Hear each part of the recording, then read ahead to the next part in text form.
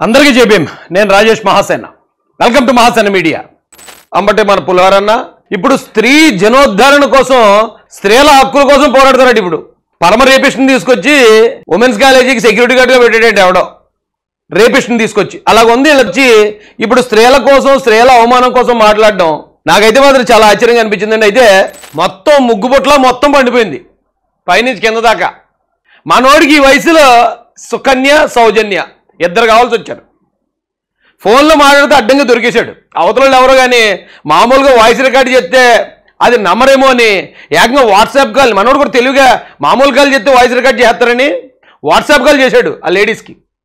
ఆ లేడీస్ ఈయనకన్నా ముదుర్లు వాళ్ళు ఏకంగా వీడియో రికార్డింగ్ చేస్తారు దాన్ని మీకేం కావాలి చెప్పండి అన్ని కావాలంటే చేస్తా లేదా చెప్పు నాకు అన్ని అంటే ఏంటి మెన్షన్ చేయండి అడ్డంగా దొరికేశాడు ఈ వయసులో ఇలాంటి పనికిమాలిన పని చేసి అడ్డంగా అవడం దొరికితే నిజంగా మనిషి పుట్టుకు అయితే సూసైడ్ చేసుకుని చచ్చిపోతాడు కానీ మా అమ్మటాన్ని అన్నింటికి తెగించి తిరుగుతాడు మళ్ళీ వచ్చి నీతులు చెప్తున్నాడు ఇప్పుడు భారతం మీద మాట్లాడిన ఆ కిరణ్ ఎవరైతే ఉన్నారో అందరూ ఖండించాం అయిపోయింది ఇప్పుడు మనోడు వచ్చి ఖండాలు ఖండించేస్తున్నాడు దాంతోపాటు మనోడి దగ్గర ఉన్న మరో అడిషనల్ క్వాలిటీ ఏంటండి ఆ రోజున అసెంబ్లీ సాక్షిగా ఇతను మంత్రి అయి ఉండి ఈరోజు ఆ కిరణ్ అనే ఒక సాధారణ కార్యకర్త చేసిన పని ఏదైతే ఉందో ఆ గలీజు పని ఇతను అసెంబ్లీ సాక్షిగా చేశాడు మంత్రి అయి ఉండి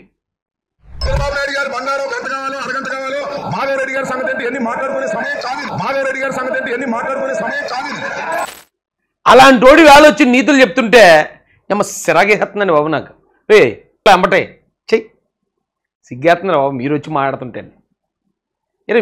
కడుపుకి అన్నమే కదా తింటున్నాం మనం కనీసం ఇంకితం కూడా లేదా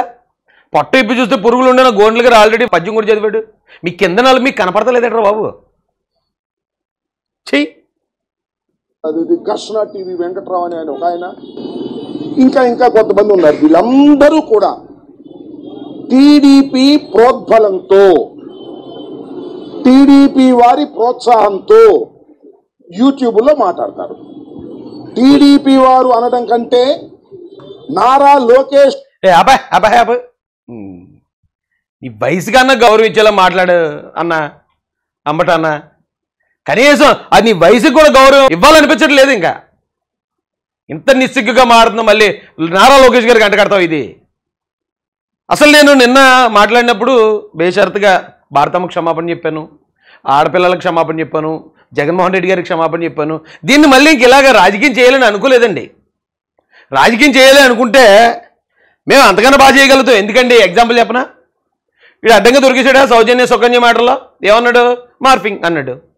ఆ గోరంట్లగాడు గంటూపుకుంటూ మొత్తం తిరిగేసాడు దేశం అంతానే ఏమన్నాడు మార్ఫింగ్ అన్నాడు ఇప్పుడు నిజంగా మేము కూడా అదే పని చేయాలనుకుంటే కిరణ్ మాట్లాడింది మార్ఫింగ్ అంటే అయిపోయింది కదా ఎవడో మార్ఫింగ్ చేశాడు అతను కాదంటే మాట్లాడతా ఎప్పటికీ ఆ వీడియో వెంటనే డిలీట్ చేశారు కూడా మనకు కావాలన్నా ఒరిజినల్ వీడియో దొరకదు ఆ ఒరిజినల్ వీడియో ఆర్ఎఫ్ఎస్ఎల్కి పంపించేది అది ఎంక్వైరీ నుంచి తేలిన తర్వాత అప్పుడు మేము చర్యలు తీసుకుంటామంటే మమ్మల్ని పీకేది ఎవడరా ఎవడన్నా పేగలడా సిగ్గు ఎగ్గు లేకుండా మళ్ళీ యథమొహాలు వేసుకుని మీడియాల ముందుకు వచ్చేసి దీన్ని పార్టీ కంటకట్టాలని చూస్తున్నారు లేదా మహిళలతో ఎంత ఏజ్ వచ్చినా సరే పులిహోర కలపటం